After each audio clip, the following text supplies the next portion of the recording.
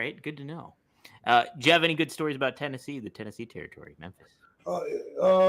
Yeah, yeah. Actually, that was for me the first time that I got to go uh, on the road and be in a territory where we're in the same town weekly over and over again in several towns. So they had a loop back then. And for me, this is 91. And they had, I'm 20 years old, not even old enough to drink yet. So excited to be on the road. And it was like, um, let's see, Saturday morning, you did TV at the Memphis TV station, Channel 5, I believe it is. And then Saturday night, it was in Nashville at the fairgrounds. And then Sunday would be a spot show. They were doing Jonesboro, Arkansas up until when I got there for some reason, like that week. Oh, no, I did do Jonesboro, Arkansas. They were doing the Dallas run to do ESPN, and they just lost that or stopped doing it. Global Wrestling took over, where we first saw Jerry Lynn and X-Pac. Yeah. Marcus Bagwell. Yeah, that way back then. Anyway, Monday night would be Memphis. Tuesday night would be Louisville. Wednesday night would be Evansville, Indiana. And it was cool because up till that point, I was a brand new guy everywhere I'd been. I had introduced myself. Nobody knew who I was. And now I got to see what it's like to come back to a town that's already seen me wrestle, already knows who I am. And man, that was so cool because I had a great match last time. I'm going to have another great match. And obviously that's how you build your star powers, by continuing to build that momentum and get the fans built up behind you. So that was awesome. I learned to do merchandise there. I learned that I could, if I sold pictures, I could pretty much double my payoff. And there was a guy that would take pictures of you at the arena, and then next week when you come back, he would have proofs to show you, and you would pick out, I like that one and that one. And then the next week, he would have those pictures for you, which you could buy from him. Maybe he charged $1 and we could sell them for $5. Mm-hmm. I think, and they were like 3x5s. And, if I was getting paid $25, I could sell 5 pictures, and now I just doubled my payday.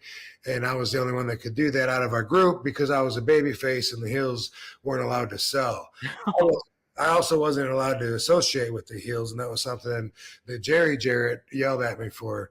And I knew about kayfabe because, of course, Sheik is super old school, but here we are, the only people that know each other, green as grass, from Michigan, and we're sharing a car together. So we did end up exposing the business a bit, which wasn't cool. We'd get seen sometimes at restaurants, and people would, what are you doing with those assholes, man? And, well, the only ride I could get, fuck them, man. I'll give you a ride.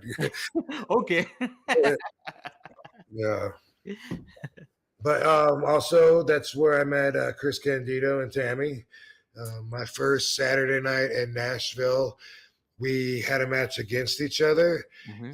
and they thought it would be entertaining, the boys, like Dirty White Boy, Tony Anthony, and Tom Pritchard. Was he there? Dr. Tom Pritchard was there. And whoever was in charge. There was Eric Embry, Bill Dundee, Mike, Danny Davis, those guys. And they thought it would be funny because I was so young and green and talking a big game, I guess, put me and Candido in there and have us go the whole time limit. Whoa. Yeah. They thought it would be funny and they'd be laughing and it would suck and stink up the place. That the term for that they used to use in the business was Broadway. And Sabu always thinks it's hilarious to tell the story that they told me I was going Broadway. And he says, we thought that meant they was making it big time and going to New York City or, Broadway. And anyway, we had a great match. That's awesome. According to said veteran wrestlers that were. It was a sellout at the Curtain, and Tony Anthony and Pritchard, and they told me afterwards that you guys were like, wow, you guys are doing all these high spots and stuff, and especially they thought it would suck because we couldn't get together before the match. The heels and the faces were on opposite sides of this big ass building they used for the flea market, and so at best you might get a message across, or maybe run outside and try and meet without fans seeing you. Good luck. But it was something where we were pretty much for a lot of it just meeting in the ring and working, and so there's one of my memories from the Tennessee territories. That's a great one, man. And two, it's kind of fitting because today would have been Chris Candido's 52nd birthday. So I love synchronicity. how about that?